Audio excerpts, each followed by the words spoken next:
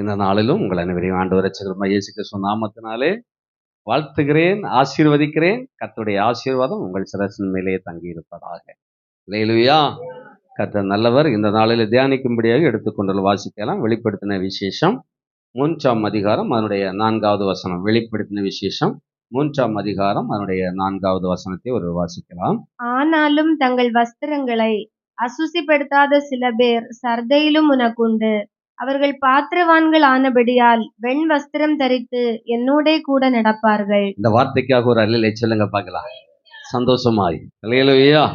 பாருங்க, ஆனாலும் தங்கள் வஸ்திரங்களை அசுசிப்படுத்தாத சில பேர் சர்தை சபையில உண்டு.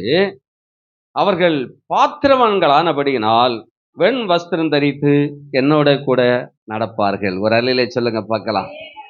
இந்த நாளிலே இந்த பாத்திரவான்கள் என்கிறதான தலைப்பிலே ஒரு சில வார்த்தைகளை தியானிக்க ஆண்டவர் நமக்கு உதவி செய்வாராக. சர்தை சபை விசுவாசிகளுக்கு கர்த்தர் சொல்லுகிறான காரியம் என்னவென்று சொன்னால், அந்த சர்தை சபையை குறித்து நீங்க பார்ப்பீங்கன்னு சொன்னா ஆவிக்குரிய சபைதான், ஆனால் அது ஒரு செத்த நிலைமையிலே காணப்பட்டது. அல்லேலூயா. மேல வசனத்தை வாசிக்கும் போது பாருங்க, சர்தை சபையின் தூதனுக்கு நீ எழுத வேண்டிய என்னவெனில், தேவனுடைய 7 ஆவிகளும் 7 நட்சத்திரங்களை உடையவர் சொல்லுகிறதாவது, உன் கிரியைகளை அறிந்திருக்கிறேன். நீ உயிர் உள்ளவன் என்று பெயர் கொண்டிருந்தும் செத்தவனாயிருக்கிறாய். இப்ப பேர் எப்படி இருக்கு? உயிர் உள்ளவன் என்று பெயர் இருக்கிறது, ஆனா ஆத்துமா என்ன செய்கிறது? செத்தவனாக இருக்கிறது. இன்றைக்கு ஆவிக்குரிய சபை அப்படித்தான் இருக்கிறது. பாடல் என்ன, ஆராதனை என்ன, ஜெபம் என்ன, எல்லா வாயிலிருந்து தான் வருகிறதே தவிர உள்ளத்தின் ஆழத்திலிருந்து, இருதயத்திலிருந்து, இந்த ஆத்துமாவிலிருந்து எழும்புகிறது இல்லை. அதுக்குனால்தான் அவர் சொல்கிறாரு, பார்க்கிறதுக்கு நல்ல உயிர் உள்ளவனை போல இருக்கிறாய், ஆனா உண்மையிலேயே நீ செத்தவன். உன்னுடைய பார்வை, உன்னுடைய நடக்க, உன்னுடைய செயல்பாடுகள் எல்லாம் நல்ல பரிசுத்தவானை போல இருக்கிறது, ஆனா உள்ளே நிறைய பாவங்கள் இருக்கிறது. ஆவியோடு உண்மையோடும் தொழுது கொள்வதில்லை, ஏதோ கடமைக்காக தொழுது கொள்கிறோம் என்கிறதை ஆண்டவர் அங்கே சுட்டி காட்டுகிறதை பார்க்கிறோம். அல்லேலூயா. அந்த ஜனங்கள் ஆவியின் அதாவது பரிசுத்த ஆவியானவருடைய துணையோடு ஆராதிக்காதபடி, பரிசுத்த ஆவியானவருடைய துணையோடு வாழ்க்கை நடத்தாதபடிக்கு மாமிச பிரகாரமாக வாழ்ந்து கொண்டிருக்கிறார்கள். அந்த சபையில ஆவியானவர் இல்லை என்று சொல்ல, ஆவியானவருக்கு பிரியமான காரியத்தை அவர்கள் செய்யவில்லை, ஆகையினால அவர் இல்லை என்று சொல்லப்படுகிறது. அல்லேலூயா. பரிசுத்த ஆவியானவருக்கு விருப்பமான காரியத்தை தான் நானும் நீங்களும் செய்ய வேண்டும். மாமிச விருப்பப்படி, நம்முடைய சிந்தை, நம்முடைய சாமர்த்தியம், நம்முடைய ஞானத்தின்படி செய்யாதபடிக்கு பரிசுத்த ஆவியானவர் என்ன சொல்லுகிறார் என்பதை நாம் அறிந்து உணர்ந்து ஆவியோடும் உண்மையோடும் கர்த்தரை தொழுது கொள்ள வேண்டும். அல்லேலூயா. அப்போ அவர் சொல்லுறாரு, பார்க்கறதுக்கு உயிருள்ளவன மாதிரி தான் இருக்கிற, ஆனா செத்தவன். பார்க்கறதுக்கு பரலோக ராஜ்யத்துக்கு சென்றடைவா என்கிற மாதிரி தான் இருக்கிற, ஆனா நரகத்துக்கு போறதுக்கு தகுதி தான் உனக்கு இருக்கிறது என்பதை அந்த சர்தை சபைக்கு ஆண்டவராகிய இயேசு கிறிஸ்து யோவான் மூலமாக அங்கே காண்பித்து கொடுக்கிறார். அல்லேலூயா.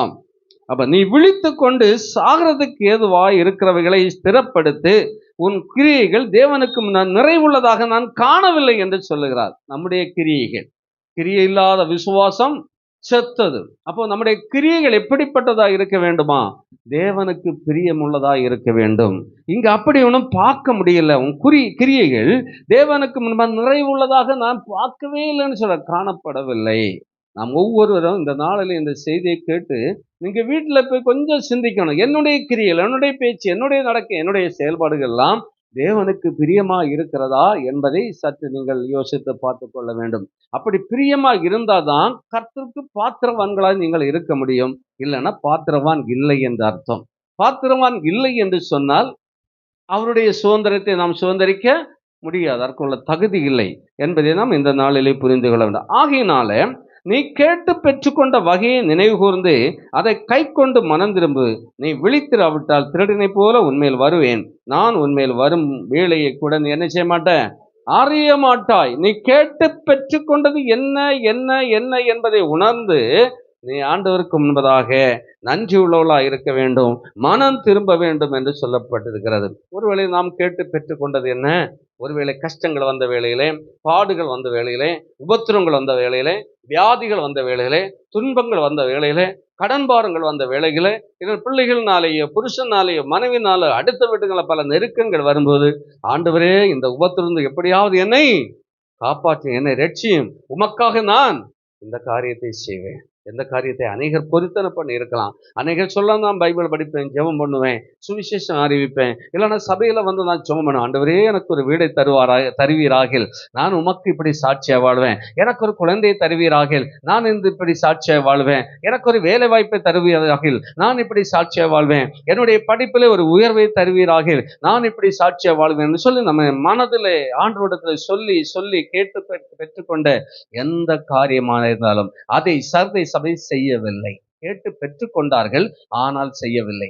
நீங்களும் நானும் இதை தனியாக இருந்து கொஞ்சம் சிந்தித்து பார்ப்போம் என்று சொன்னால், நாமும் ஆண்டவரிடத்தில் சொன்ன அல்லது ஆண்டவரிடத்தில் கேட்டு பெற்றுக்கொண்டது நிமித்தமாய் இன்னதை செய்வேன் என்று சொன்ன அநேக காரியத்தை நாம் செய்யாமல் இருக்கிறோம். அல்லேலூயா. அதை நானாக சொல்ல வேண்டாம். நீங்கள் ஒவ்வொருவரும் அவரவர் சிந்தித்து பாருங்க.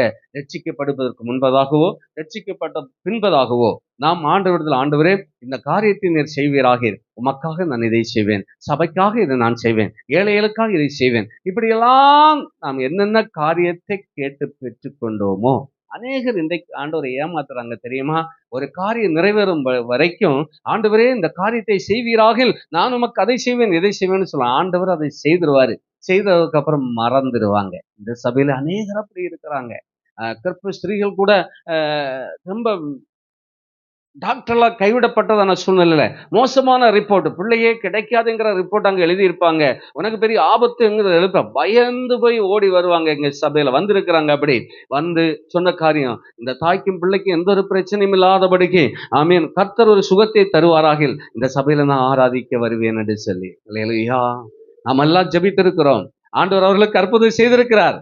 அப்புறம் இதுவரைக்கும் வந்த மாதிரி இல்லவே இல்லை. சிலர் வந்த உடனே சில சிறையிருப்புகள் மாறணும்னு சொல்லுவாங்க. ஆமேன். நான் சாத்தாலும் இந்த சபையை விட்டு போக மாட்டேன். அவங்க சீக்கிரமா என்ன செய்யிட்டாங்க? போயிட்டாங்க. இப்படி ஒவ்வொரு காரியம், இது உதாரணத்துக்கு தான் சில காரியங்களை சொல்றேன். இதே மாதிரி நீங்க ஒவ்வொரு காரியத்தை நினைச்சு பாருங்க. நீங்க என்னத்தை ஆண்டவர்கிட்ட சொல்லி பெற்றுக்கொண்டீர்களோ அதை செய்ய வேண்டும். மனம் திரும்பு என்று சொல்றேன். என்னிடத்துல கேட்டு பெற்றுக்கொண்டவைகளை குறித்து நீ என்ன செய்ய வேண்டும்? மனம் திரும்ப வேண்டும். நமது ஆபத்துல எல்லாம் நம்ம நினைத்த காரியம், நாங்களானாலும் அப்படிதான். ஆரம்ப காலத்துல வந்து சிறை இருப்பல எத்தனையோ காரியத்தை நம்ம பொறித்தனை பண்ணிடலாம். ஆண்டவருக்கு இப்படி வாழலாம்னு சொல்லி இருக்கலாம். ஆனால் அந்த அளவுக்கு இன்னும் என்ன செய்ய முடியல, வர முடியும். ஏதோ ஒரு பகுதியில கொஞ்சம் குறைவு இருக்கிறது. அதை நிறைவாக்க வேண்டும் என்கிற வாஞ்சை இருக்கிறது. அதைத்தான் உங்களுக்கு சொல்லுகிறேன். அல்லேலூயா. நம்ம உற்சாகமாய், ஆண்டவரே என்னிடத்துல என்ன குறை இருக்கு, என்ன குறை இருக்கு, நான் உம்மிடத்துல சொன்ன ஜெபத்துல இதை செய்வேன் அதை செய்வேன்னு சொல்லி நான் எதை செய்யல என்று கொஞ்சம் யோசித்து பாருங்க. அல்லேலூயா. முதல்ல கூடி வந்து ஜெபித்து பாருங்க. அப்பதான் ஒவ்வொன்றா நமக்கு வெளிப்படும். தேவ சமூகத்துல வந்து ஜெபிக்க ஆரம்பிக்கிற பிள்ளைகளுக்கு தான் ஆண்டவர் அதை வெளிப்படுத்தி கொடுப்பார். அல்லேலூயா. சபைக்காக, தேசத்திற்காக, அழிந்து போகிற இந்த ஜனங்களுக்காக யார் யாரெல்லாம் ஜெபிக்கிறார்களோ அவர்கள் தான் பாத்திரவான்களாக இருப்பான்னு சொன்னா அவர்களை பரிசுத்தப்படுத்தும்படியாக அந்த உணர்வுகளை கர்த்தர் கொடுப்பார். அநேகருக்கு உணர்வுள்ள இருதயம் இல்லை. அந்த உணர்வுள்ள இருதயம் நமக்கு வேண்டும். ஆரம்ப நாட்களில் நான் சொல்ல முடியும், கர்த்தர் என்னை ரட்சித்த விதத்தை, இருந்த உபத்திரத்தை என்னை பாதுகாத்து நினைத்தால் நான் எவ்வளவுதான் ஊழியம் செய்தாலும் மிகையாகாது. அல்லேலூயா.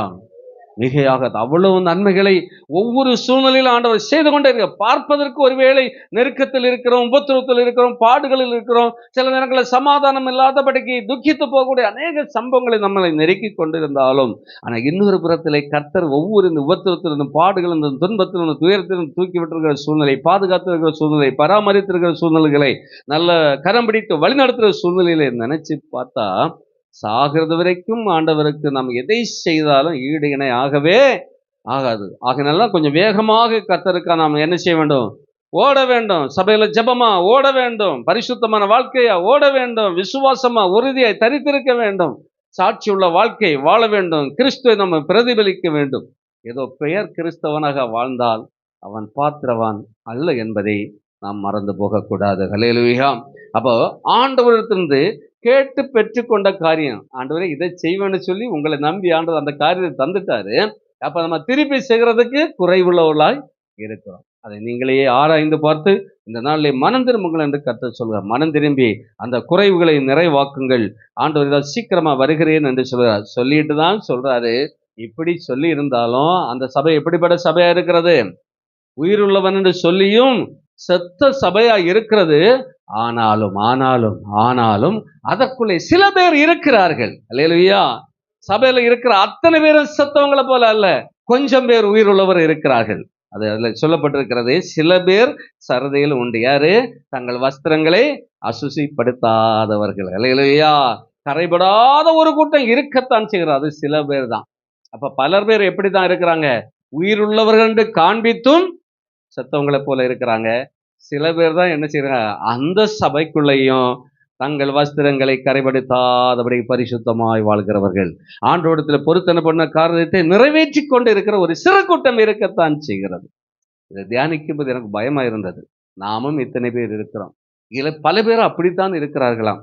அப்ப சிலர் பேர் தான் ஆண்டவருக்கு பிரியமா இருக்கிறார்கள். அந்த சில பேர் தான் பாத்திரவான்களா இருக்கிறாங்க. அந்த பாத்திரவான்களை யார்? பாத்திரவான் அர்த்தம் தெரியுமா உங்களுக்கு? பாத்திரவானா யாரு? வேற தகுதி உள்ளவங்க. எல்லாருக்குமே கிடைக்காது.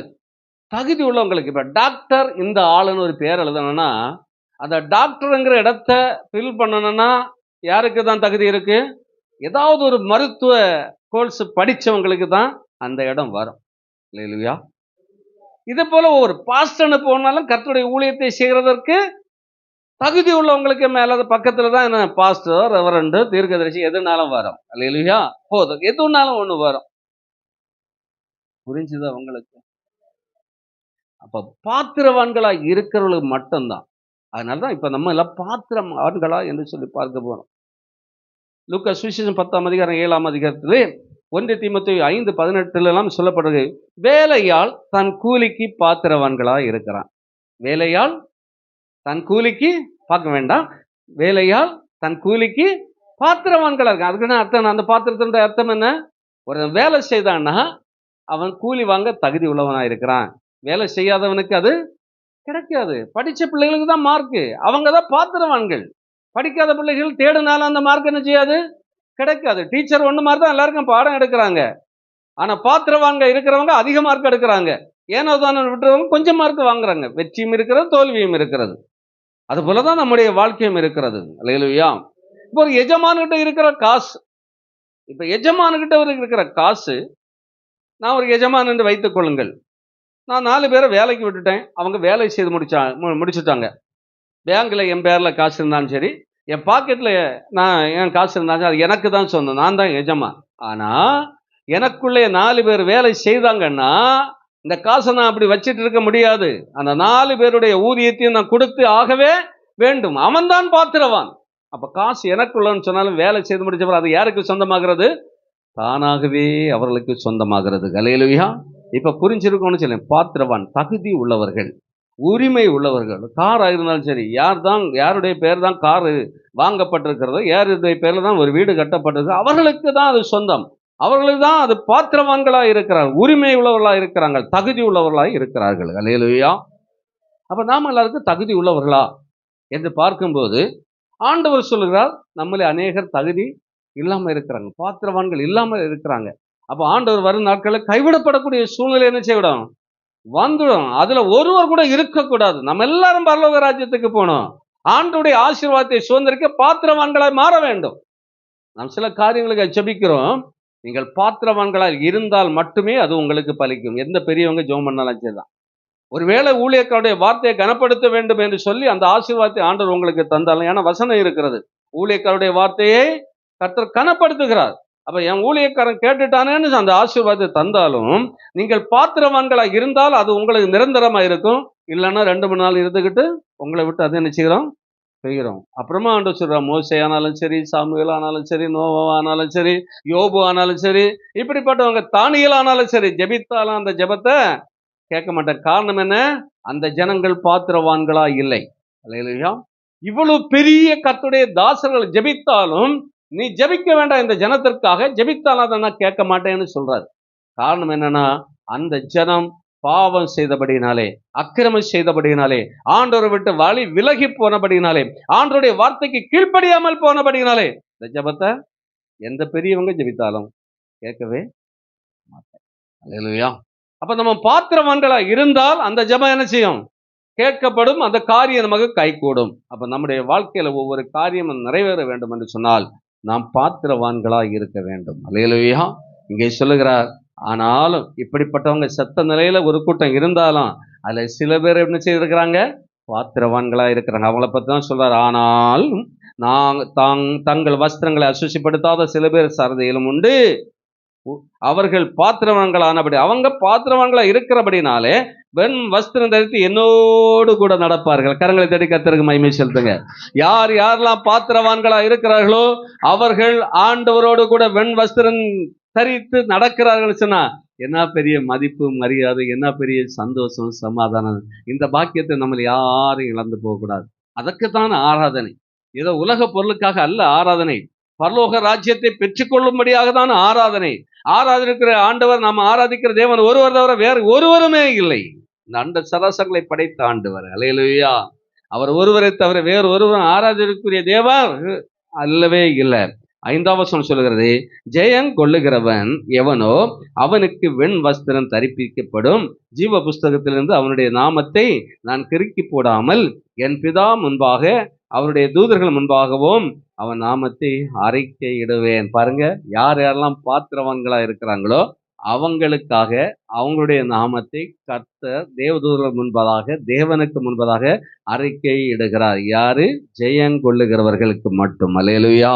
ஆமாம், பாத்திரவான்களா இருக்கிறவர்கள் மட்டுமே ஜெயம் பெறுவார்கள். எத்தனை பேருக்கு புரிஞ்சது? அல்லேலூயா. பாத்திரவான்களா இருந்தா தான் ஆண்டவருக்கு பிரியமா இருக்கும். பாத்திரவான்களா இருந்தா தான் ஆண்டவர் வைத்திருக்கிற ஆசீர்வாதங்களை சுதந்திரிப்பார்கள். இந்த பூமிக்குரியதானாலும் சரி, அந்த நித்தியத்துக்குரிய பரலோக ராஜ்யம் ஆனாலும் சரி. அல்லேலூயா. புரிஞ்சவங்க சத்தமாய். அப்ப நானும் நீங்களும் கர்த்தருடைய பார்வைக்கு எப்படிப்பட்டவளா இருக்க வேண்டும்? பாத்திரவான்களா இருக்க வேண்டும். அல்லேலூயா. பாத்திரவான்களா இருக்க. மத்தேயு சுவிசேஷம் 10ஆம் அதிகாரம் 37வது வசனத்தை வாசித்து பார்க்கலாம். மத்தேயு சுவிசேஷம் 10ஆம் அதிகாரம் 37. தகப்பனையாவது தாயையாவது என்னிலும் அதிகமாய் நேசிக்கிறவன் எனக்கு பாத்திரன் அல்ல. மகனையாவது மகளையாவது என்னிலும் அதிகமாய் நேசிக்கிறவன் எனக்கு பாத்திரன் அல்ல. ஒரு அல்லேலூயா சொல்லுங்க பார்க்கலாம். இப்ப எத்தனை பேருக்கு சோர்வு வந்தது? என்ன சொல்றார் ஆண்டவர்? தாயோ தகப்பனையோ மகனையோ மகளையோ இல்ல நமக்குள்ள எந்த ஒரு காரியத்தை அதிகமாய் நேசித்தாலும் ஆண்டவர் என்ன சொல்றார்? எனக்கு அவன் பாத்திரன் அல்ல. அப்படின்னு என்ன அர்த்தம்?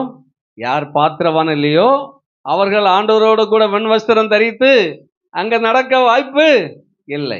அப்படின்னா பரலோக ராஜ்யம் கிடைக்க வாய்ப்பே இல்லை. இப்ப இதுல எல்லாரும் அடிபட்டு போகணும்னு நினைக்கிறேன் இல்லையா?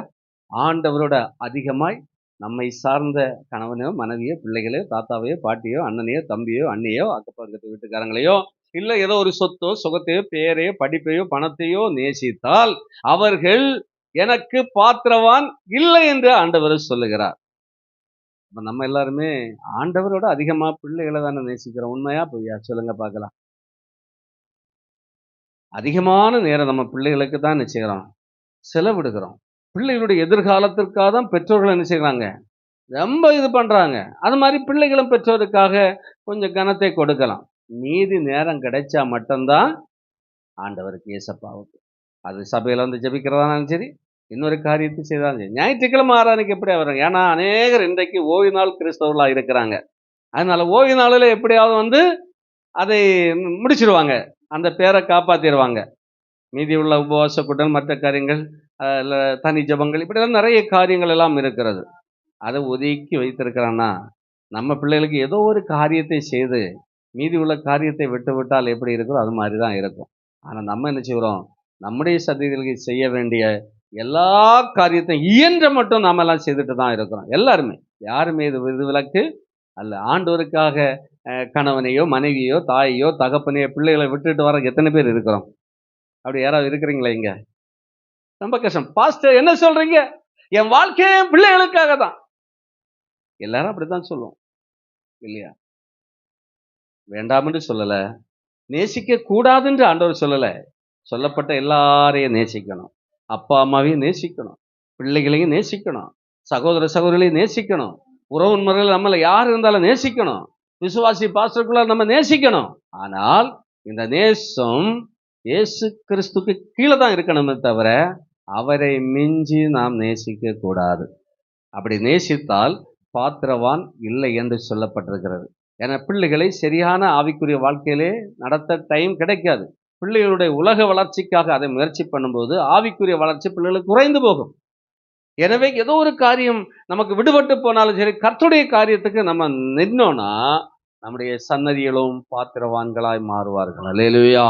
இந்த அநேக கிறிஸ்தவ குடும்பத்தில் உள்ள பிள்ளைகளை அவங்க எப்படியாவது படிச்சு மேலே கொண்டு வரணும்னு சொல்லிட்டு சபை காரியங்களை விட்டு விட்டு டியூஷன், கம்ப்யூட்டர், அப்படி இப்படின்னு எல்லாம் பல காரியங்களுக்கு அனுப்பினதுனால இன்றைக்கு அந்த பிள்ளைகள் சர்ச்சுக்கு போறதே நிப்பாட்டிட்டாங்க. அப்ப என்ன ஜெபிப்பாங்க, என்ன வேதம் வாசிப்பாங்க, என்ன தியானிப்பாங்க? அது யாருடைய பிள்ளைகளாக இருக்கிறாங்க? யோசித்து பாருங்க. அப்போ அந்த பாத்திரவான் என்கிற லிஸ்ட்ல இருந்து அந்த பிள்ளைகளோ பெரியவங்களை எடுத்து போடப்படுகிறார்கள். அதற்கு பாத்திரவான்களை இல்லாதபடியினாலே ஆண்டவர் நமக்கு வைத்திருக்கிற சுதந்திரத்தை சுதந்திரிக்க முடியாமல் போகிறது. வெண் வஸ்திரம் தரித்து அவரோடு கூட நடக்கக்கூடிய பாக்கியத்தை இழந்து போகிறார்கள். அல்லேலூயா. எனவே அதை நாம் பெற்றுக்கொள்ள வேண்டும். இந்த பூமியில கொஞ்ச நாள் வாழுகிறோம், கொஞ்சம் கஷ்டங்கள் பாடுகள் இருந்தாலும் அந்த அவரோடு கூட நடக்கிற அனுபவத்தை நாம் யாரும் என்ன செய்யக்கூடாது, விட்டு விடவே கூடாது. ஒரு பைக்கில் 2 பேர் போனாலே என்ன சந்தோஷப்படுறாங்க, ஒரு காரில் போனால் என்ன சந்தோஷப்படுறாங்க. ஆண்டவரோடு கூட நடக்கும்போது என்ன பெரிய சந்தோஷம் உண்டாகும் என்பதை சற்று சிந்தித்து பாருங்கள். அல்லேலூயா. அப்ப இப்படி அதிகமாக யாரையாவது நேசித்தால் என்ன ஆகிறது? அவர்கள் எனக்கு பாத்திரவான்கள் அல்ல. நமக்கு எல்லாருக்கும் தெரியும். ஆதியாகமம் 22ஆம் அதிகாரத்தில் 1-18 வரை உள்ள வசனங்களை நம்ம வாசித்து பார்த்தோம்னா அங்கே சொல்லப்பட்டிருக்கிறது. அங்கே கொஞ்சம் காரியங்கள் நடக்கிறது, நம்ம எல்லாருக்கும் தெரியும். 75 வயதுல என்ன செய்கிறாரு? ஆண்டவர் வாக்கு கொடுக்கிறார், உனக்கு உன் சந்ததியை கடற்கர மணலை போல பெருக பண்ணும், அப்படி இப்படிலாம் சொல்லிட்டார். ஆனா 90 வயசு வரைக்கும் என்ன செய்யல? காரியம் நான் வாய்க்கல. 100வது வயசுல தான் ஈசாக் என்கிறான சுதந்திரவாளியை கர்த்தர் என்ன செய்கிறார்? கொடுக்கிறார். அதற்கு முன்பதாக யாரை கொடுத்தாரு? தன் வேலைக்காரி நிமித்தமாக இஸ்மவேலை கொடுத்தார். இப்ப இஸ்மவேலும் வளர்ந்து கிட்டத்தட்ட ஒரு 10-14 வயசு ஆயிட்டான். இவன் ஈசாக்கு சின்ன பையனா இருக்கிறான். அந்த நேரத்தில் அந்த பிள்ளைகளோட சண்டை வருது. அப்புறம் கொஞ்சம் கஷ்டப்படுறா. ஐயோ, என் மனைவி பேச்சை கேட்டு நான் ஆகாரை அணுகி அடிமை பெண்ணிடத்துல போய் ஒரு பிள்ளையை பெற்று இப்போ சுதந்திரவாளியும் அந்த பிள்ளைக்கு பிரச்சனை வருது. அந்த பிரச்சனைனால சாராளுக்கும் ஆகாருக்கும் பிரச்சனை வருது.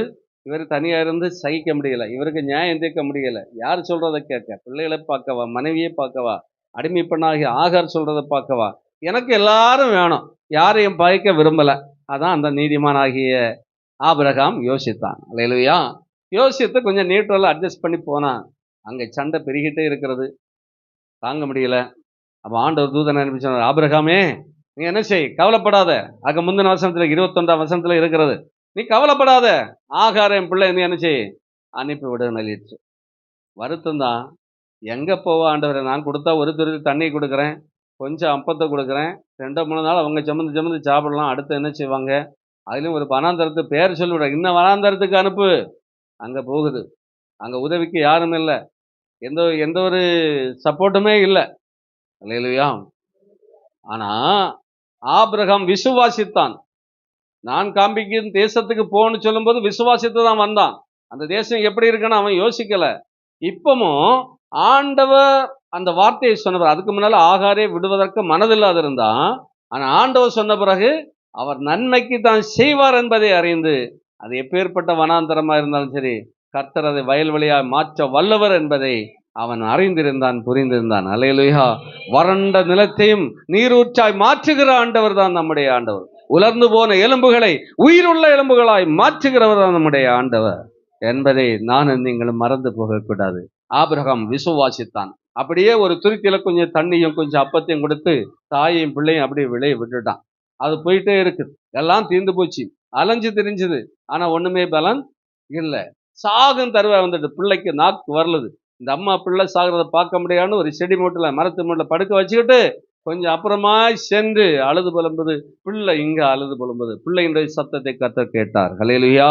ஆகாரே ஆகாரே, ஏன் இப்படி இருக்கிறாய்? போ, பிள்ளை அழுது கொண்டிருக்கல, போ, ஆண்டவர் இருக்கிற பிள்ளை இருக்கிற இடத்துக்கு போ, நான் அங்க உங்களை உன் பிள்ளையை வாழ வைப்பேன்னு சொல்லிவிட்டாரு. இங்க பக்கத்துல வரம்பா, நீர் விட்டு அருகாமையிலே இருக்கிற கரங்களை தட்டி கர்த்தருக்கு மகிமை சொல்றோம். ஹல்லேலூயா. நம்முடைய பிள்ளைகளை வளர்த்துவதற்கு மிக கஷ்டமா இருக்கிற இந்த பிள்ளையை நான் எப்படி காப்பாற்றுவேன், எப்படி வளர்த்துவேன், எப்படி ஒரு ஆளாக்குவேன் சொல்லி ஒருவேளை நீங்கள் பயந்து கொண்டிருக்கலாம். ஆனா அந்த பிள்ளைகளை காப்பாற்றும்படியா நீங்க அங்கெங்கும் அலைந்து திரியலாம். ஆனால் ஆசீர்வாதம் அருகாமையிலே கர்த்தர் வைத்திருக்கிறார். வேதம் சொல்லுகிறது, ஆகாருடைய கண்களை கர்த்தர் திறந்தார். மாமிச கண்கள் இருக்கிற வரைக்கும் அதை காணவே முடியல. நம்முடைய கண்களை கர்த்தர் திறப்பாராகில் நம்முடைய பிள்ளைகளை கர்த்தர் எப்படி வாழ வைப்பார் என்பதை நாம் புரிந்து கொள்ளும். யாருமே பிள்ளைகளை குறித்து கவலைப்படவே மாட்டேங்க. ஏன்னா இந்த பிள்ளைகளுக்கு நம்ம எல்லாம் வளர்ப்பு தகப்பனும் வளர்ப்பு தாயம் தான். உண்மையான தகப்பன் ஆண்டவர் தான். ஹல்லேலூயா. அவர் பார்த்து கொள்வார், நிச்சயமாகவே அவர் பார்ப்பார். நம்மை விட அதிகமான கரிசனை உள்ளவராய் இருக்கிறார். அவர் தான் ஒரிஜினல் அப்பா. ஹல்லேலூயா. நாம எல்லாம் அவருடைய பிள்ளைகள் தான். பக்கத்துல யாருமே பிள்ளைகளை குறித்து கவலைப்படாங்க. சில வேளை கீழ்ப்படியாத பிள்ளைகளா இருக்கலாம், முரட்டாட்டம் உள்ள பிள்ளைகளா இருக்கலாம், படிப்பதற்கு ஞானம் இல்லாத பிள்ளைகளா இருக்கலாம். அந்த பிள்ளைகளை எப்படி படிக்க வைப்பேன், மேல் படிப்பது, என்ன வேலை வாங்கி கொடுப்பேன், எப்படி திருமணம் பண்றது, இப்படி எல்லாம் பல திட்டங்களை நீங்கள் வைத்திருக்கலாம். அதை வைத்துக்கிட்டு அங்க போக இங்க போக, அதை செய்வா இதை செய்வான்னு சொல்லி நம்ம அலையலாம். ஆனா ஆண்டவர் ஆகாருக்கு நீர் ஊற்றை அந்த பிள்ளையின் அருகாமையிலே வைத்தது போல இப்போது உங்க பிள்ளைக்கு அருகாமையிலே கர்த்தர் ஆசீர்வாதத்தை வைத்திருக்கிறார். நீங்கள் எங்கேயுமே அலைந்து திரிய வேண்டியதான அவசியமே இல்லை. இந்த சம்பவம் நடந்து முடிஞ்சு போச்சு. வருஷங்கள் பல ஓடுனது. இப்போ ஈசாக்கு என்ன செய்கிறான்? அவனும் வளர்ந்து பெரிய ஆளாகிட்டான். நம்ம வேதத்தை பார்க்கும்போது வாசிக்கும் போது இந்த ஆகாருடைய பையன் இஸ்மவேலும் வெளியே போகும்போது ஒரு 13-14 வயசுல தான் துரத்தப்படுகிறான். அப்புறமா இந்த சம்பவம்லாம் நடந்த பிறகு இந்த சம்பவத்தை சொல்லும்போது நம்ம நினைக்கலாம், இந்த பையனுக்கு அந்த மாதிரிப்பட்ட வயசு தான் ஆகும்னு. வேத பண்டிதர்கள் சொல்லுகிறார்கள், குறைந்தபட்சம் 30 வயதுக்கு மேற்பட்ட பிள்ளையா இருக்கும் என்று சொல்லப்படுது. 20 முதல் 30 வயது வரைக்கும் ஈசாக்கு வயது இருக்கும். சில பண்டிதர்கள் அதை விட அதிகமான 37 வயது வரை இருக்கும் என்று சொல்லலாம் சிலர் அதை சொல்லக்கூடிய பார்க்கிறோம். இங்க வயது வேதத்தில் சொல்லப்படாதபடினால நான் அதை உங்களுக்கு உறுதியாக சொல்ல விரும்பவில்லை, சொல்லவில்லை. அந்த 20 முதல் 30 வயது, 30 வயதுக்கு மேற்பட்ட வயதாக இருக்கும் அப்படின்னு சொல்லிட்டு ஆம்ஸ்ட்ராங் என்கிறதான ஒரு வேத பண்டிதர் சொல்லி இருக்கிறார். இல்லையா? அப்ப சரியான பருவம், அந்த பருவம் என்பதற்கு அடையாளம் இங்கே சொல்லப்பட்டிருக்கிறது. பாருங்க, இப்போது இந்த பையனை, இப்ப ஆகாரம் போயாச்சு, முதல்ல கிடைச்ச இஸ்மவேலும் போயாச்சு, இப்ப வாக்குத்தத்தன் மகன் ஈசாக்கு இருக்கிறான். இவனை நம்ம கற்பனை பண்ணுங்க, ஒரு திருமணம் பண்ணக்கூடிய வயதுல இருக்கக்கூடிய திடகாத்தன் உள்ள மகன் நம்ம வச்சுருவோம், வயசு எத்தனை ஆனாலும் சரி. இல்லையா? அப்படி ஒரு மகன் இருக்கான். இப்போ அந்த 2வது வசனம் 22, ஆதியாகமம் 22ஆம் அதிகாரத்தினுடைய 2வது வசனம் சொல்லுகிறது. முதல் வசனம் சொல்லுகிறது, இந்த காரியம் நடந்த பின்பு தேவன் ஆபிரகாமை சோதித்தார். எப்படி எனில் அவர் அவனை நோக்கி, ஆபிரகாமே என்றார். அவன் இதோ அடியேன் இருக்கிறேன்னு சொன்னான். ஆண்டவர் அழைப்பு தரும்போது அடியேன் இருக்கிறேன்னு ஆண்டவர் கையில போயிட வேண்டியதான். சாமுவேல் அப்படிதான், சாமுவேலுக்கு ஆண்டவரே சொல்லும், அடியேன் கேட்கிறேன் அப்படின்னு தான் சொன்னான். அப்ப அப்படிப்பட்டவங்கள தான் ஆண்டவர் நினைச்சுவார், பேசுவார். ஆனா இந்த ஆபிரகாம் ஆண்டவர் சொன்ன எந்த தேசம் எப்படி இருக்கும்னு சொல்லாமலே உன் இனத்தை உன் இடத்தை எல்லாத்தையும் விட்டுக்கிட்டு வான்னு சொன்ன போகிற தேசம் எப்படி இருக்கும்னு தெரியாமலே அவன் நினைச்சான் கீழ்ப்படிந்து போனா. நம்மனா இதை விட அங்க செழிப்பு இருந்தா வாரம், இல்லைன்னா இங்கே இருந்துடும், இப்படிதான் நம்ம எல்லாம் சொல்லுவோம். அல்லேலூயா. அவன் அப்படிதான் விசுவாசிகளின் தகப்பன் ஆனா. அப்படியே போன அவன் இப்போ இந்த சம்பவம்லாம் நடந்த பிறகு ஆண்டவர் அவனை இன்னும் சோதிக்கிறார். அல்லேலூயா. அப்ப சோதனை 1-2 நாள் இல்ல. யாரெல்லாம் கிறிஸ்தவ வாழ்க்கை வாழ்கிறீர்களோ முடிகிறது வரைக்கும் நமக்கு சோதனை உண்டு. ஆனால் அதிலே ஜெயம் உண்டு. அப்படி ஜெயிக்கிறவங்க தான் ஆண்டவரோடு கூட வெண்வஸ்திரம் தரித்து நடப்பார்கள். அல்லேலூயா. பாருங்க, இங்க 2வது வசனம் சொல்லுகிற ஒரு ஆள் வாசிக்கலாம். அப்பொழுது அவர், உன் புத்திரனும் உன் ஏகசுதனும் உன் நேசகுமாரனுமாகிய ஈசாக்கை நீ இப்பொழுது அழைத்து கொண்டு மோரியா தேசத்துக்கு போய் அங்கே நான் உனக்கு குறைக்கும் மலைகள் ஒன்றின் மேல் அவனை தகன பலியாக பலியிடு என்றார். அப்பா, முடியுமா? கூடாத காரியம்தான் இல்ல. இந்த வேதத்திலே சொல்லப்பட்டிருக்கிற அனைத்து வாக்குத்தத்தங்களும் அனைத்து ஆசீர்வாதங்களும் இந்த ஆபிரகாம் மூலமாக தான் நமக்கு உண்டாகிறது. ஆபிரகாமின் தேவன், ஈசாக்கின் தேவன், யாக்கோபின் தேவன், இஸ்ரவேலின் தேவன், அதை தொடர்ந்து புறஜாதியா இருந்து ரட்சிக்கப்பட்ட நம்முடைய தேவன். அல்லேலூயா. அப்போ அதே பாலிசி தான் அவர் மூலமாக நமக்கு கிடைக்கிறன்னா, அவர் மாதிரி நம்ம என்ன செய்யணும்? வாழணும். அதில் 3 காரியத்தை சொல்றாரு அந்த பையனை குறித்து. ஆபிரகாமே, ஈசாக்கு யாரு? உன்னுடைய புத்திரன், உன்னுடைய ஏகசுதன். எப்படியே ஒரு பையனை அனுப்பியாச்சு. இது ஏகசுதன், நம்மளாம் நம்பி இருக்கிற, அன்பா இருக்கிற ஏகசுதன். அது மட்டும் இல்ல, உன்னுடைய நேசகுமாரன், உன்னுடைய நேசகுமாரன். முதல்ல நம்ம படிச்சோம், ஆண்டவரை விட அதிகமாக யாரையுமே என்ன செய்யக்கூடாது? நேசித்தால் அவருக்கு பாத்திரவான் இல்லை.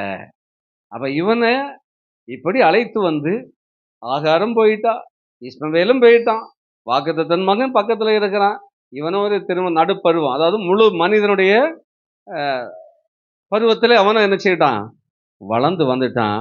இப்ப சொல்றாரு, நீ இவனை கூட்டிட்டு போய் மோரியா மலையிலே நான் காண்பிக்கும் தேசத்திலே பலி செலுத்து.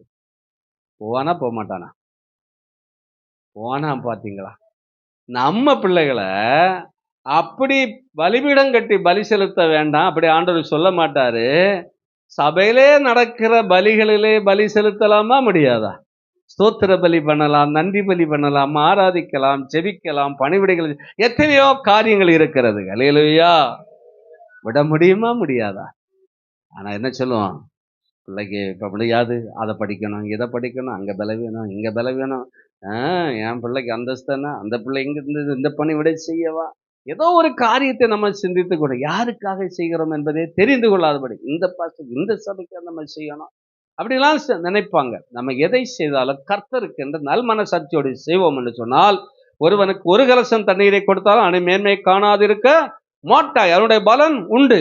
நீங்க சபையில ஆனாலும் சரி, ஒரு ஏழைக்கு கொடுத்தாலும் சரி, விதவைக்கு கொடுத்தாலும் சரி, சிறுமைப்படுத்தப்பட்டவர்களுக்கு கொடுத்தாலும் சரி, கைவிடப்பட்டவர்களுக்கு கொடுத்தாலும் சரி, கர்த்தருடைய நாமம் மகிமைப்படும்பட நீங்க எதை செய்தீர்களோ, இந்த சர்ச்சை கழுவினாலும் சரி, பாய் போட்டாலும் சரி, மடக்கி வைத்தாலும் சரி, வேற எந்த காரியத்தை செய்தாலும், ஏதோ தரித்திருந்து 1 மணி நேரம் நீங்கள் ஜெபித்தாலும் சரி, ஆராதித்தாலும் சரி, அவனுடைய பலன் இல்லாம போகாது. அல்லேலூயா.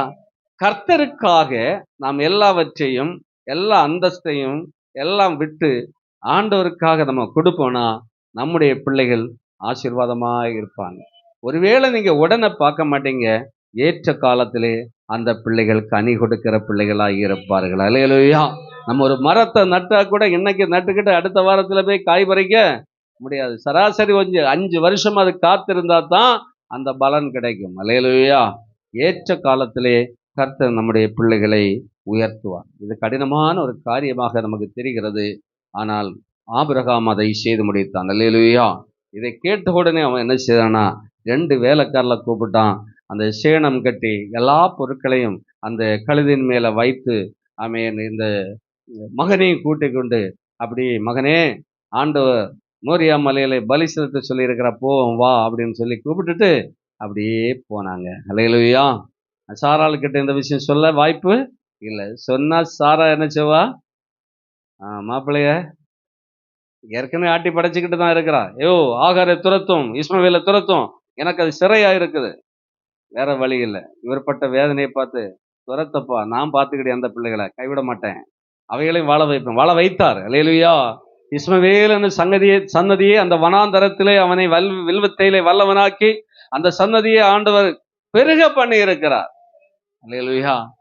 ஒருவேளை தனிமைப்படுத்தப்பட்ட சூழ்நிலையில இருந்தாலும், எல்லாராலும் துரத்தப்பட்ட சூழ்நிலையில இருந்தாலும், ஆண்டவர் நேசிக்கிற பிள்ளைகளை ஒருபோதும் கைவிடவே மாட்டார். என் பிள்ளைக்கு ஏன் இந்த நிலைமை வந்துட்டு, எல்லாரும் கைவிட்டுட்டாங்க, எல்லாரும் துரத்திட்டாங்க, தனிமைப்படுத்திட்டாங்க. சில வீட்டுல இருந்து திருமணமான வீடை விட்டு வெளியே போன்னு துரத்துவாங்க. அதெல்லாம் நன்மைக்கு எதுவாக தான் இருக்கும். ஏன்னா அதை விட பெரிய ஆசீர்வாதத்தை கர்த்தர் நமக்கு வைத்திருக்கிறார். ஆகையினால அப்படியே ஒடுங்கி வீட்டுக்குள்ள இருக்காதீங்க, கர்த்தருக்காக பலி செலுத்தும், அப்போது கர்த்தர் உங்களை ஆசீர்வதிப்பார். அல்லேலூயா. ஆமா, அன்னைக்கு போட்ட மாதிரிப்பட்ட தகன பலி அல்ல, ஆண்டவருடைய சமத்துல போடுற ஸ்தோத்திர பலிகள், நன்றி பலிகள், அல்லேலூயா, ஆராதனைகள், இதெல்லாம் ஈஸியான காரியம் தான் இல்ல. சரி, அப்படி சேணம் கட்டி அப்படி போயிட்டே இருக்கிறாங்க. 3 நாள் நடக்கிறாங்க. அவ்வளவு தூரம் இருக்கு. 3 நாள் தகப்பனும் மகனும் வேலைக்காரங்களும் அந்த விறகு கட்டை, கயிறு, கத்தி எல்லாம் கொண்டு 3 நாள் போறாங்க. பையனுக்கு தெரியாது என்னதான் பலி போடுறாங்கன்னு சொல்லிட்டு போயிட்டே இருக்கிறாங்க. அந்த தகப்பனுடைய இருதயம் எப்படி இருக்கும்னு யோசித்து பாருங்க. நம்ம பிள்ளைகளுக்கு ஒரு காய்ச்சல் வந்தாலே நமக்கு தாங்க முடிய மாட்டேங்குது. அந்த தகப்பன் அவன் கையாலே அவன் பிள்ளைய பலி செலுத்த போறான். எப்படி இருக்குன்னு சற்று யோசித்து பாருங்க. அல்லேலூயா. நாமன்னா கூட கேட்போம்ல, ஆண்டவரே தவம் இருந்து பெத்த பிள்ளை அவனை விட்டுருங்க ஐயா, அவன் கையால என்ன பலி கேளுங்க, நான் வாரேன்னு தான் நம்ம நல்ல அது பிள்ளை மேல பாசம் வச்சிருக்க பெற்றோர் நினைச்சுவாங்க சொல்லுவாங்க. ஆனா இவன் பிள்ளை மேல இல்ல பாசம்.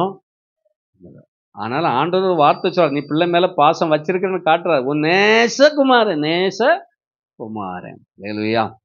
ஆமா, அப்படியாக போயிட்டே இருக்கிறாங்க. 3 நாள் நடந்து முடிஞ்ச உடனே அந்த இடத்த கண்டாரு, கண் பார்த்தாச்சு. இப்போ அந்த இடம் தெரிஞ்ச உடனே வேலைக்காரன் ஆபிரகாம் சொல்றாரு, எப்பா நீங்க எல்லாரும் இங்க நில்லுங்க, நானும் பிள்ளையும் போய் பலி செலுத்திட்டு திருப்பி வரணும். அப்ப இவங்க வெயிட்டிங்ல நிக்கணும். இல்லையா?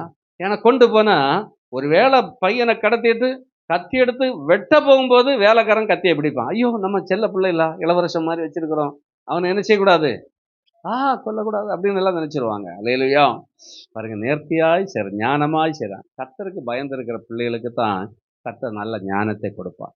இந்த உலகத்துல அறிவு பெருத்தவங்க நிறைய இருக்கலாம், ஆனா ஞானம் வேணும்னா பரத்திலிருந்தா நமக்கு வர வேண்டும். அல்லேலூயா.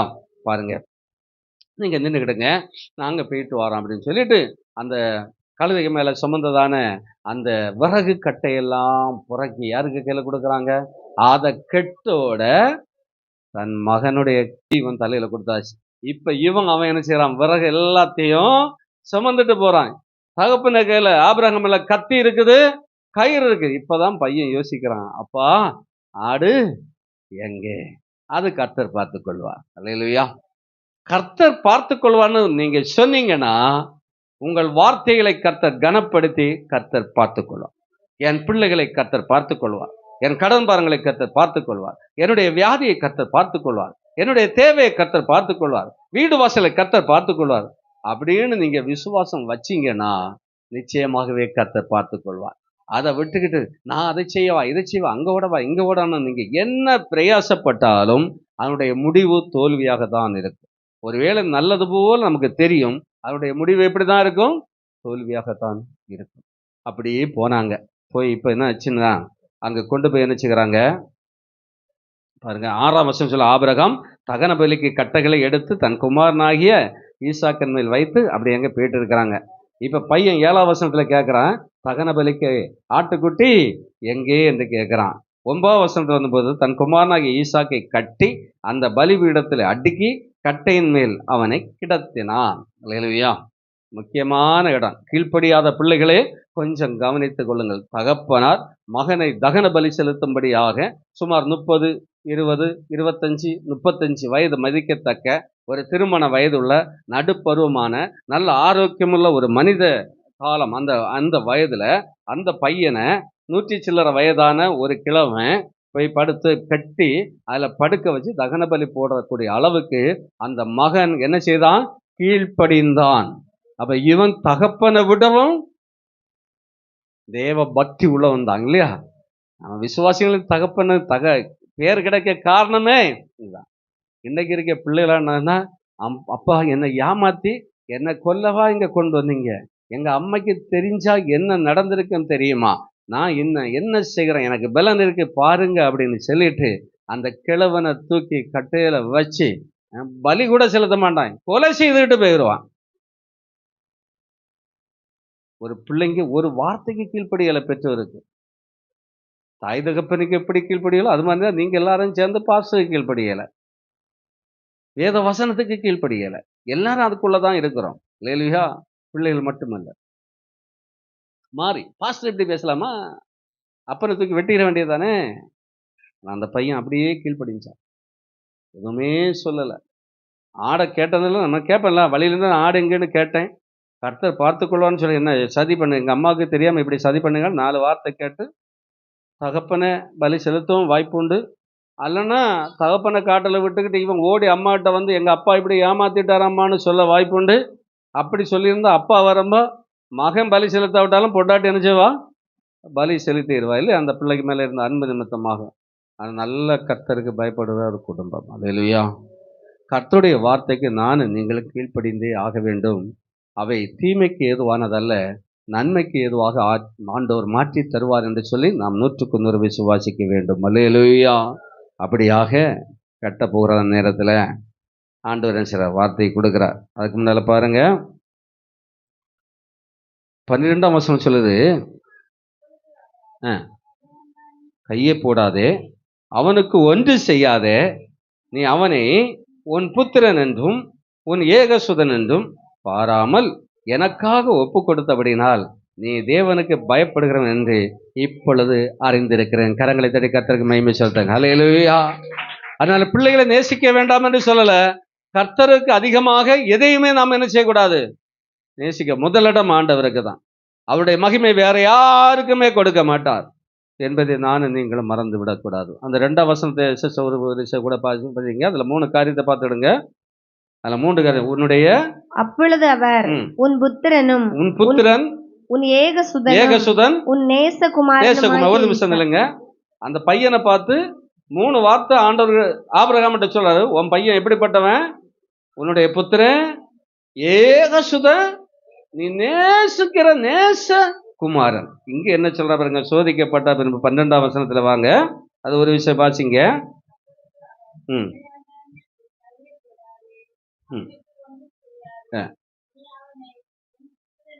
உன் புத்திரன் என்றும் ஏகசுதன் என்றும் பாராமல். இங்க என்னத்தை போச்சுது?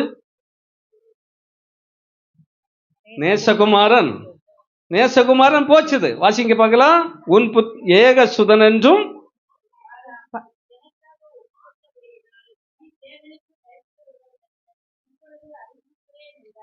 சொல்லுங்க பார்க்கலாம். இதுல நம்ம புரிந்து கொள்ள வேண்டிய விஷயம் என்னன்னா, 2வது வசனத்துல சொல்றாரு, உன்னுடைய புத்திரன் ஏகசுதன், நீ நேசிக்கிற நேசகுமாரன். சோதிக்கப்பட்ட பின்பு அந்த நேசகுமாரன்கிற வார்த்தையை கர்த்தர் எடுத்து விட்டார். இயேசுவை தான், கர்த்தரை தான், தேவனை தான் ஆபிரகாம் நேசிக்கிறார் என்பதை இதன் மூலமாக உணர்ந்தார். அப்போ அதுக்கு முன்னால நீ நேசிக்கிற புத்திரன், இப்ப அந்த நேசிக்கிற புத்திரன் யாராயிட்டாரு? நம்முடைய ஆண்டவர் ஆயிட்டார். அல்லேலூயா. அப்போ நம்முடைய பிள்ளைகளை விட அதிகமாய் ஆண்டவரை நாம் நேசிக்கும் போது ஆண்டவர் நம்முடைய பிள்ளைகளை சாவுக்கெல்லாம் ஒப்பு கொடுக்கவே மாட்டார், ஆசீர்வதிப்பார். கரங்களை தட்டி கர்த்தருக்கு மகிமை செலுத்துவோம். அல்லேலூயா. இதை சொல்ல வந்தது என்னவென்றால், மத்தேயு சுவிசேஷம் 10ஆம் அதிகாரம் அவருடைய 37வது வசனத்திலே சொல்லப்பட்டிருக்கிறது, தகப்பனையாவது தாயாவது என்னிலும் அதிகமாக நேசிக்கிறவன் எனக்கு பாத்திரன் அல்ல, மகனையாவது மகளையாவது என்னிலும் அதிகமாய் நேசிக்கிறவன் எனக்கு பாத்திரன் அல்ல. அப்ப பாத்திரன் அல்ல என்றால் பரலோக ராஜ்யத்துல ஆண்டவரோடு கூட நடக்க முடியாது. 38வது வசனம் என்ன சொல்லுகிற மத்தேயுல, தன் சிலுவையை எடுத்துக்கொண்டு என்னை பின்பற்றாதவன் எனக்கு பாத்திரன் அல்ல. அல்லேலூயா. அப்ப இவனை என்ன செய்ய முடியாது? ஆண்டவருடைய ஆசீர்வாதத்தை சுதந்திரிக்க முடியாது. தன் சிலுவை நமக்கு கொடுக்கப்பட்டிருக்கான உபத்திரங்களானாலும் சரி, பாடுகளானாலும் சரி, வேதனை சோதனை ஆனாலும் சரி, இந்த சிலுவையை நாம் என்ன செய்ய வேண்டும்? சுமக்க வேண்டும். இன்றைக்கு சிலுவை சுமக்க யாருக்குமே மனம் இல்லை. அல்லேலூயா. பாடுகளை அனுபவிக்க யாருக்குமே விருப்பம் இல்லை. உபத்திரத்தை தாங்க யாருக்கும் விருப்பம் இல்லை. எனக்கு பாடு வேண்டாம், எனக்கு உபத்திரம் வேண்டாம், எனக்கு அந்த ஆசீர்வாதம், இந்த ஆசீர்வாதம், எனக்கு இதுக்கு மேல ஆண்டவர் என்னை சோதிக்காதீங்கப்பா, அப்படிதான் கேட்பாங்க. அல்லேலூயா. ஆபிரகாமை நாம் நினைத்துக் கொள்ள வேண்டும், யோபை நாம் நினைத்துக் கொள்ள வேண்டும். ஆண்டவர் கைவிட்டதே இல்லை. பாடுகள் உபத்திரங்கள் இருந்தாலும் தன் சிலுவையை எடுத்துக்கொண்டு கர்த்தரை பின்பற்றுகிறவன் பற்றாதவன் பாத்திரவான் அல்ல. அவனுக்கு அந்த ஆண்டவரோடு கூட நடக்கக்கூடிய பாக்கியம், பரலோகத்தை அனுபவிக்கிற பாக்கியம் இல்லவே இல்லை. 39வது வசனம் சொல்லுகிறது, தன் ஜீவனை காக்கிறவன் அதை இழந்து போவான், என் நிமித்தம் தன் ஜீவனை இழந்து போகிறவன் அதை காப்பான். கரங்களை தட்டி கர்த்தருக்கு மகிமை செலுத்துவாங்க. அல்லேலூயா. உயிரே போனாலும் சரி, கர்த்தருக்காக ஒரே ஒரு வாழ்க்கை. என்னைக்குனாலும் சாகத்தான் போறோம்.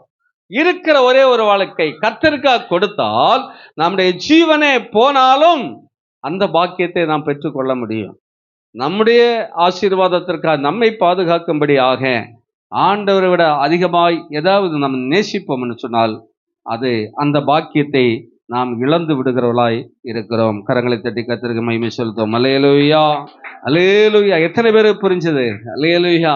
அதுபோல ஒரு சம்பவத்தை சொல்கிறேன். லூக்கா சுவிசேஷம் 7ஆம் அதிகாரம் 1-10 வரை உள்ளதான வசனங்களை வாசிக்கும் போது, இப்போது வாசிக்க வேண்டாம், அதனுடைய சில முக்கியமான பகுதிகளை நான் சொல்லுகிறேன். 100க்கு அதிபதி நம்ம எல்லாருக்கும் தெரியும்.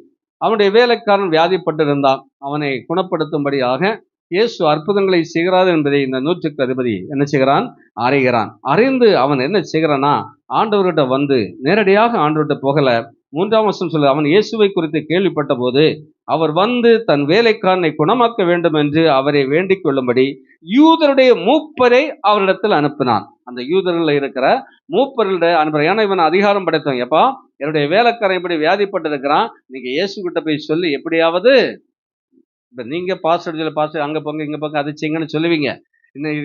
நம்மை பத்தி தெரியாத வெளியே இருக்கிறவர் என்ன செய்வார்? எவ்வளவு பெரியவனா இருந்தாலும் நம்மளே தெரிந்த ஒருவர் மூலமாக இங்கே வர்றது மாதிரி வருகிறான். அங்க 4ஆம் வசனத்துல பார்க்கும்போது அவர்கள் இயேசுவிடத்துல வராங்க. மூப்பர்கள் வந்து அவரை கருத்தாய் வேண்டிக் கொண்டு, எப்படி கருத்தாய் வேண்டிக் கொண்டு, நீர் இந்த தயவு செய்வதற்கு அவன் பாத்திரவானா இருக்கிறான் என்று சொன்னார். கரங்களை தட்டி கர்த்தருக்கு மகிமை செலுத்துங்க. அல்லேலூயா. இப்ப நான் உங்களுக்காக ஒரு காரியத்துக்கு ஜெபிக்கிறேன்னு வச்சுடுங்க. ஆண்டவரே, இந்த பிரதருக்காக, இந்த சிஸ்டருக்காக, இந்த காரியத்துக்காக நான் ஜெபிக்கிறேன், அதை பெற்றுக்கொள்ள அவர்கள் பாக்கிய பாத்திரவானாய் இருக்கிறான்னு சொல்லத்தக்க அளவுல நீங்கள் வாழ வேண்டும். எத்தனை பேரை புரிஞ்சு? நீங்க உங்க மனம் போல போய் விருப்பப்பட்டதான சீரியலை பார்த்து விருப்பமான இடத்துக்கெல்லாம் போய் விருப்பமான இடத்துல கூடியிருந்து தேவனுக்கு பிரியமாய் வாழாத இருக்கும்போது இந்த சபை நடுவில் எத்தனை பேர் கூடி அவர்களுக்காய் ஜெபித்தாலும் அவர்கள் பாத்திரவான்கள் இல்லை என்பதை கர்த்தர் அறிந்து அந்த காரியத்தை வாக்கிய செய்ய மாட்டார். அல்லேலூயா. அது வாக்கிய வேண்டும் என்று சொன்னால் நானும் நீங்களும் பாத்திரவானாக இருந்தால் ஒருவர் ஒரு சிறிய ஜெபத்தை கேட்டாலும் ஆண்டவர் பார்க்கும்போது இந்த பிள்ளைக்கு இந்த ஆசீர்வாதத்தை கொடுப்பதற்கு இவள் பாத்திரவானா இருக்கிறார் என்று சொல்லி ஜெபிக்க தொடங்கின உடனே உங்களுக்கு ஆசீர்வாதம் வந்து நிற்கும். கரங்களை தட்டி கர்த்தருக்கு மகிமை செலுத்துவாங்க. அல்லேலூயா. மூப்பர்கள் இயேசுவிட்ட சொல்றாங்க, இந்த 100க்கு அதிபதிக்கு ஒரு வேலைக்காரன் இப்படி பலவீனமா இருக்கிறான், இவன் சொல்றான், எங்க வீட்டுக்கு கூட நீங்க வரண்டாம், அதுக்கும் நான் பாத்திரவான் இல்லைன்னு சொல்றான் 100க்கு அதிபதி. என் வீட்டுல இயேசுவை கூட்டிட்டு வர்றதுக்கு நான் எப்படி இல்லை? பாத்திரவானம் இல்லை. ஆனா அவன் விசுவாசிக்கிறான். அங்கே இருந்து ஒரு வார்த்தை சொன்னாலே என் வேலைக்காரன் சுகமாகுவான். இன்னைக்கு நம்மள அநேகர் அதுலயும் கோழையாத்தான் இருக்கிறாங்க. பாஸ்டர் தலையில கைய வச்சு அப்படி கொஞ்சம் ஆட்டி தலையெல்லாம் முறிச்சு நல்ல அந்நிய பாஷையெல்லாம் பேச்சு வேர்வை சிந்துற அளவுக்கு ஜெபித்து கீழே தள்ளி போட்டாதான் பாஸ்டர் வல்லமையா எனக்காக ஊக்கமாய் ஜெபித்தார்ன்னு சொல்லி. இதெல்லாம் மாமிச ஊக்கம். அல்லேலூயா. ஆவியோடும் உண்மையோடும் ஆண்டவருக்குள்ள நம்ம ஜீவிப்போம் என்று சொன்னால் சோத்திரம் பண்ண தொடங்கும் போதே அங்க அற்புதம். கை வைக்க வேண்டிய அவசியம் இல்லை, தள்ளி போட வேண்டிய அவசியம் இல்லை. ஏதோ ஒன்று பேசி அப்படி அவங்க இது சொல்லுவாங்க, அவர் லேசா ஜெபம் பண்ணிட்டு போயிட்டார், தொட்டுக்கிட்டு விட்டுட்டார். என்னை ரொம்ப ஆட்டி படைச்சிருந்தா போயிருக்கணும் சார். ஆண்டு உண்மையான ஊழியக்காரனை கண்டாலே பிசாசு கிட்ட நிற்காது, அவன் உடனே பயந்து ஓடுவான். அல்லேலூயா. இயேசு கிறிஸ்து நாமத்தை சொன்னா, இயேசு கிறிஸ்து ரத்தத்தை சொன்னாவன் ஓடிடுவான். நீங்களும் பாத்திரவானா இருக்க வேண்டும். மற்றது ஓட்டுனாலும் ஓட மாட்டான். ஏன்னா இயேசு கிறிஸ்து ரத்தத்துக்கு அவங்க இடம் கொடுக்காம எனக்கு தாராளமா இடம் தந்திருக்கிறான். இன்னென்ன அநியாயங்கள் எல்லாம் செய்கிறாங்க, அவன் எனக்கு பாத்திரவான்னு சொல்லுவான். நல்ல பிள்ளைகளாய் வாழ்ந்தால் இயேசு எனக்கு பாத்திரவான் என்று சொல்லுவார். அந்த பாத்திரவான கொடுக்கக்கூடிய ஆசீர்வாதத்தை தருவார். பிசாசுக்கு உடன்பட்டு அவனுடைய விருப்பப்படி நீங்கள் வாழ்வீங்கன்னா பிசாசு சொல்ல, இவள் எனக்கு பாத்திரவானா இருக்கிறபடினாலே நான் இவன் மேல தங்குவேன், இந்த குடும்பத்தை அநியாயம் பண்ணுவேன், நாசம் பண்ணுவேன், கொலை செய்வேன், நரகத்துக்கு கூட்டிட்டு போறேன்னு சொல்லுவான். எத்தனை பேருக்கு புரிஞ்சு? அப்ப பிசாசுக்கு உகந்ததை நாம் செய்வோமானால் யாருக்கு பாத்திரவானா இருக்கிறோம்? பிசாசுக்கு பாத்திரவானா இருக்கிறோம். அவன் தரக்கூடிய ஆசீர்வாதங்கள் சாமாத நீங்க யோசிச்சிருங்க, நரகம்தான். இல்லையா? அவன் ஜனங்களை கொல்லதான் வந்திருக்கிறான், பரலோகத்துக்கு அனுப்புறான். ஆண்டவர் அப்படி இல்லை, நமக்கு அவர் ஜீவனை கொடுத்து நம்மளை மீட்டு இருக்கிறார், வாழ வைக்கும்படியாய், நித்திய கால வாழ வைக்கும்படியாய். இதை நம்ம யாரும் மறந்து போகக்கூடாது. அல்லேலூயா. அப்ப இவன் சொல்றான், இவன் தயவு இருக்கிறது எப்படி இருக்கு? இவன் பாத்திரவானாய் இருக்கிறான் என்று சொல்கிறார். அப்ப அவர் வர ஆரம்பிக்கிறார். அப்ப இன்னொருத்தனை சொல்லி விடுறாரு, எப்பா இயேசு இங்க வர்றதுக்கு நான் பாத்திரவானா இல்ல, அவர் அங்கே இருந்து ஒரு வார்த்தை சொல்லுங்கன்னு சொன்ன அவனும் வந்து சொல்றான். அப்ப 2 செக்ஷன் ஆளோட முதல்ல போன ஆள் என்ன சொல்லுது, ஆண்டவரே நீர் அங்க போங்க, அவன் சுகம் இல்லாம இருக்கிறான், உம்முடைய ஆசீர்வாதத்தை பெற்றுக்கொள்ள அவன் பாத்திரவானா இருக்கிறான், அவனுக்கு வேலைக்காரனை குணமாக்குங்கன்னு. அடுத்த நிமிஷம் இன்னொருத்தன் வந்து சொல்றான், என் வீட்டுக்குள்ள வாரதுக்கு இந்த 100க்கு அதிபதி நான் யாரா இல்ல, தகுதி இல்லாம இருக்கிறேன். ஒரு தினம் வானா வாராம், போனா போறான், அந்த அதிகாரம் எல்லாம் எனக்கு இருக்கு. ஆனால் இயேசு கிறிஸ்து என் வீட்டுல வரக்கூடிய அளவுக்கு நான் பாத்திரவான் இல்லைன்னு தன்னை தாழ்த்துகிறான். நம்மள நான் யாரு? பரிசுத்தவான் எங்க பார்த்தாலும் பரிசுத்தவான். என்ன பரிசுத்தம் இருக்கு? பரிசுத்தவானுடைய கூட்டம், அவனுடைய வாழ்க்கை தரம் எப்படி இருக்கிறது? அசுத்தவான்களுடைய கூட்டம் கூட சொல்லலாம் இல்லையா? பரிசுத்தமாய் வாழாதபடிக்கு பரிசுத்தவான்களுடைய கூட்டம்னு சொன்னா அது பரிசுத்தவான்களுடைய கூட்டமே அல்ல. அப்ப இவன் சொல்றான், அப்பா இங்க வர்றதுக்கு நான் பாத்திரவான் இல்ல, அங்கிருந்து ஒரு வார்த்தை உங்களுடைய வல்லமையை பத்தி நான் விசுவாசிக்கிறேன், அங்கிருந்து சொன்னாலே நீங்க இங்க வந்து இவனை கை மேல வச்சு ஜெபம் பண்ணி தான் கொணாக்கணும், முழங்கலங்குன்னா ஜெப கொணாக்கணும், பாஸ்டிங் இருந்தா கொணாக்கணும், அப்படி இல்லை. உங்களுடைய வார்த்தையில வல்லமை உண்டு என்பதை நான் விசுவாசிக்கிறேன். இருக்கிற இடத்துல இருந்து ஒரு வார்த்தை சொல்லுங்க, என்னுடைய வேலைக்காரன் சுகமாவான். அல்லேலூயா. இந்த விசுவாசம் நமக்குள்ளால வேணும். பாஸ்டர் யாரும் தேட வேண்டிய அவசியம். பாஸ்டர்கிட்ட தகவல் சொல்லுங்க. பாஸ்டர் வரல, தலையை உழுக்கல, ஆட்டலன்னு யாரும் வருத்தப்படாதீங்க. கூடி கூடி ஜெபம் பண்ணுவோம். ஆண்டவர் நீங்கள் பாத்திரவான்களை இருந்தால் உங்கள் வாழ்க்கையிலே அற்புதங்களை செய்வார். அல்லேலூயா, அல்லேலூயா. அப்படியாக ஆண்டவர் அங்க சுகத்தை கொடுக்கிறாரு. 10ஆம் வசனம் சொல்லுகிறது. சரி, 9ஆம் வசனத்துல வாசிக்கும்போது, இயேசு இவைகளை கேட்டு இவனை குறித்து ஆச்சரியப்பட்டு திரும்பி தமக்கு பின் செல்லுகிற திரளான ஜனங்களை நோக்கி, இஸ்ரவேலுக்குள்ளும் நான் இப்படிப்பட்ட விசுவாசத்தை காணவில்லை என்று உங்களுக்கு சொல்லுகிறேன் என்றார். கரங்களை தட்டி கர்த்தருக்கு மகிமை செலுத்துங்க. அல்லேலூயா. அவ்வளவு விசுவாசம் அவனுக்குள்ள. ஐயா நீங்க அங்கிருந்து ஒரு ஜெபம் பண்ண போதும், எனக்கு பிள்ளைங்க என்ன வேலைக்காரங்க சுகம் பெற்றுருவான். இந்த விசுவாசம் ஆண்டவர் பார்த்து சொல்றாரு, என்ன தேடிட்டு இருக்கல, என்னுடைய வல்லமை என்பதை அவர்கள் உணர்ந்திருக்கிறார்கள். சமீபத்துக்கு மாத்திரமல்ல, நான் தூரத்துக்கு தேவனாய் இருக்கிறேன் என்பதை அவன் உணர்ந்து. எனவே இஸ்ரவேலுக்குள்ளாலே இப்படிப்பட்டதான ஒரு விசுவாசியை நான் என்ன செய்யல, பார்க்கல. நம்ம ஒவ்வொருவரை பார்த்து கர்த்தர் அதை தான் சொல்றோம், நம்ம பாத்திரவான்களா இருக்கணும்.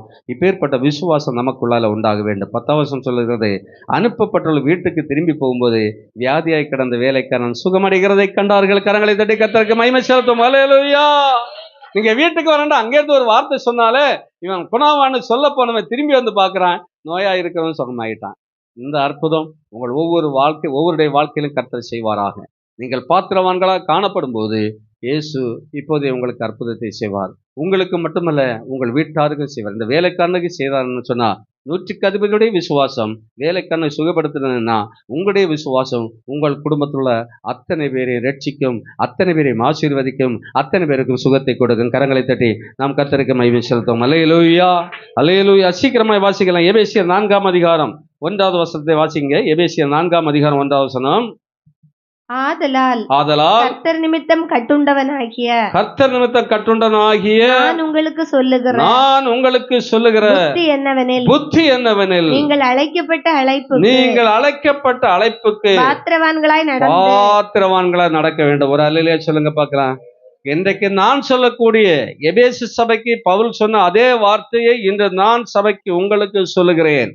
கர்த்தர் நிமித்தம் கட்டுண்டனாகிய நான் உங்களுக்கு சொல்லுகிற புத்தி என்னவெனில், நீங்கள் அழைக்கப்பட்ட அழைப்புக்கு பாத்திரவான்களை நடந்து கொள்ள வேண்டும். கரங்களை தட்டி கர்த்தருக்கு மகிமை செலுத்துவோம். அல்லேலூயா.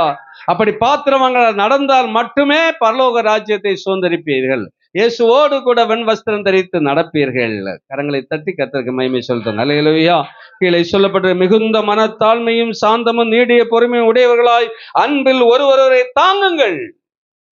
அடுத்த வருஷம் சமாதான கட்டினால் ஆவியில் ஒருமையை காத்துக்கொள்வதற்கு ஜாக்கிரதையா இருங்கள். நீங்க ஜாக்கிரதையா இருக்க வேண்டும். அன்பிலே கட்டப்பட்டவர்களாய் காணப்பட வேண்டும். சமாதான கட்டளை கட்டப்பட்டிருக்க வேண்டும். அன்பின் கட்டளை கட்டப்பட்டிருக்க வேண்டும். அழைக்கப்பட்ட அழைப்புக்கு பாத்திரவான்களை நாம் நிற்க வேண்டும். ஏனெனில் ஏனெனில் ஒரு வசனத்தை கூட வாசிப்போம். லூக்கா சுவிசேஷம் 21ஆம் அதிகாரம் 36வது வசனம். ஆகையால் ஆகையால் இனி சம்பவிக்க போகிற இவைகளுக்கெல்லாம் நீங்கள் தப்பி மனுஷகுமாரனுக்கு முன்பாக நிற்க பாத்திரவான்களாக எண்ணப்படுவதற்கு எப்பொழுதும் ஜெபம் பண்ணி விழித்திருங்கள். கரங்களை தட்டி கர்த்தருக்கு மகிமை செலுத்துங்க. ஆண்டவராகிய இயேசு கிறிஸ்து சொல்லுகிறார், இனி சம்பவிக்க போகிற இவைகளுக்கெல்லாம் நீங்கள் தப்பித்துக் கொள்ள வேண்டும் என்று சொன்னால், மனுஷகுமாரனுக்கு முன்பதாக நீங்க நிற்க பாத்திரங்களாக எண்ணப்படுவதற்கு நீங்கள் பாத்திரவான் என்று ஆண்டவர் சொல்ல வேண்டும் என்று சொன்னால், நீங்கள் எப்பொழுதும் விழித்திருந்து ஜெபம் பண்ணுங்கள். அல்லேலூயா.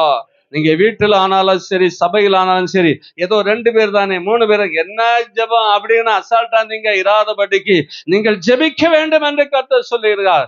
ஆயத்தமா இருக்க வேண்டும், பாத்திரவான்களா இருக்க வேண்டும் என்று சொல்லி கர்த்தர் சொல்லுகிறார். இந்த நாளிலிருந்து நானும் நீங்களும் சபை ஜெபங்களானாலும் சரி, குடும்ப ஜெபங்களாம் சரி, எங்கெல்லாம் ஜெபிப்பதற்கு வாய்ப்பு கிடைக்கிறதோ அந்த ஜெபத்தின் அளவை நீங்க பார்க்காதீர்கள்.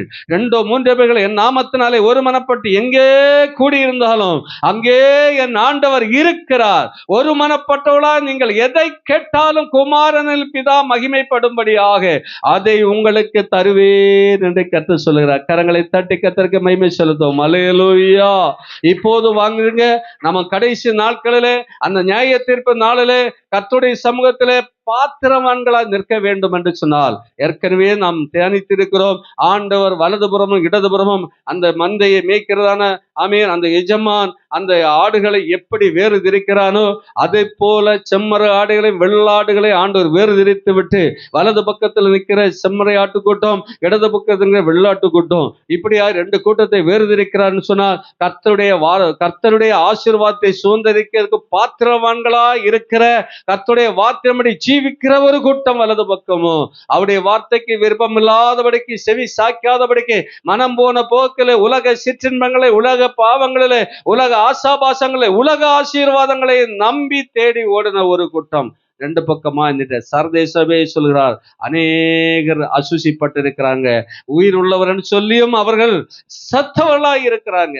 இந்த 2 கூட்டமும் ஒரே கூட்டத்துக்குள்ளாலதான் இருக்கிறது. ஆனால் ஆண்டவர் 2 வேறுதிரிக்கும் போது சிலருக்கு தான் என்ன செய்றாங்க, ஆமென், ஆண்டவருடைய ஆசீர்வாதத்தை சுதந்தரிக்க பாத்திரவான்களா இருக்கிறார். என் பிதாவினால் ஆசீர்வதிக்கப்பட்டவர்களே, உலக தோற்றம் முதல் உங்களுக்கு ஆயத்தமாக்கப்பட்டதான அந்த ராஜ்யத்துக்கு வாருங்க என்று சொல்லி அழைக்கக்கூடிய பாத்திரவான்களை நாம் மாறுவோம் என்று சொன்னால்தான் வெண் வஸ்திரம் தரித்து ஆண்டவரோடு கூட நடக்கக்கூடிய பாக்கியம் நமக்கு உண்டு. அல்லேலூயா. ஆண்டவரை இயேசு கிறிஸ்து அதி சீக்கிரமாய் வரப்போகிறேன் என்று சொல்லுகிறார். சபைக்குள்ளே இந்த 2 கூட்டமே இருந்தது போல இன்றைக்கு நம்முடைய சபையில 2 கூட்டமே இருக்கும்.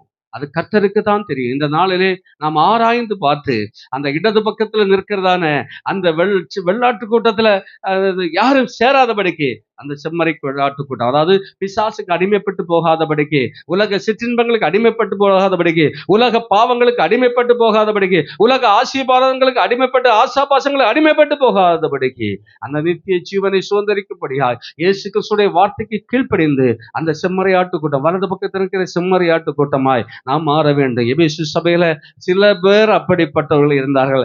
அவர்கள் பாத்திரவான்களா இருந்தார்கள். அல்லேலூயா.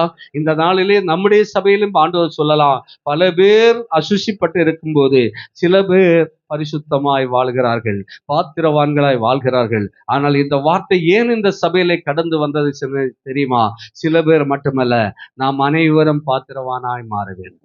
ஆண்டவராய் இயேசு கிறிஸ்து அதை சீக்கிரமாய் வரப்போகிறார். அவனுடைய கிரிகளுக்கு தக்க பலனை அவர் கொண்டு வரப்போகிறார். ஒருவர் கூட கைவிடப்படவே கூடாது. ஆண்டவரே என்னை பாத்திரவான்களாய் மாற்றும் என்று சொல்லி இந்த இடத்துல நாம் ஜெபிக்க போகிறோம். உங்கள் குடும்பத்தில் வீடுகளில் சென்ற பிறகு இதை நீங்கள் தியானித்து ஆண்டவருக்கு பாத்திரவானா இல்லாதபடிக்கு காணப்படுகிற எந்த விஷயமானாலும் சரி, அவை எல்லாவற்றையும் உதறி தள்ளி விடுங்க. ஆண்டவர் சொல்லுகிறார், ஆமென், இப்படிப்பட்டதான என்னை விட அதிகமாய் நேசிக்கிற எந்த ஒரு காரியத்தை நீங்கள் நேசித்தாலும் சரி, அவன் எனக்கு பாத்திரவான் அல்ல. தன் சிலுவை எடுத்துக்கொண்டு எனக்கு பின் செல்லாதவன் எனக்கு பாத்திரவான் அல்ல. அப்படி பாத்திரவானா இல்லாதவன் அந்த பரலோக ராஜ்யத்தை சுதந்தரிக்க முடியாது.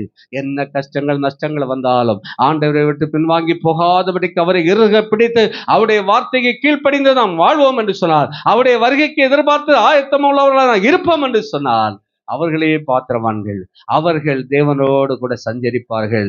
அவர்கள் வெண் வஸ்திரம் தரித்து இயேசு கிறிஸ்துவோடு கூட நடப்பார்கள். அந்த பாக்கியம் எனக்கு வேண்டும் ஆண்டவரே. ஒரு சில பேர் அல்ல, இந்த சபையில் இருக்க எல்லாருக்கும் அந்த பாக்கியத்தை தர வேண்டும். ஆமென். இந்த செய்தியை யூடியூப் மூலமா கேட்கிற எல்லாருக்கும் அந்த பாக்கியத்தை தர வேண்டும் என்று சொல்லி நம்ம எல்லாரும் ஆண்டவர்கிட்ட கேட்போமா? ஆண்டவராக இயேசு கிறிஸ்து சீக்கிரம் வரப்போகிறார். அந்த நல்ல பங்கை ஆமென் நாம் பாத்திரவான்களாக இருப்போம் என்று சொன்னால் ஆண்டவரோடு கூட நடக்கிற அனுபவத்தை, பரலோக ராஜ்யத்தை சுதந்திரிக்க அனுபவத்தை ஆண்டவர் வரும்போது நமக்கு தருவார். எல்லாரும் ஆண்டவருடைய கரங்களை ஒப்பு கொடுங்க பார்க்கலாம். எதை இழந்தாலும் அதை நான் இழந்து விடவே கூடாது.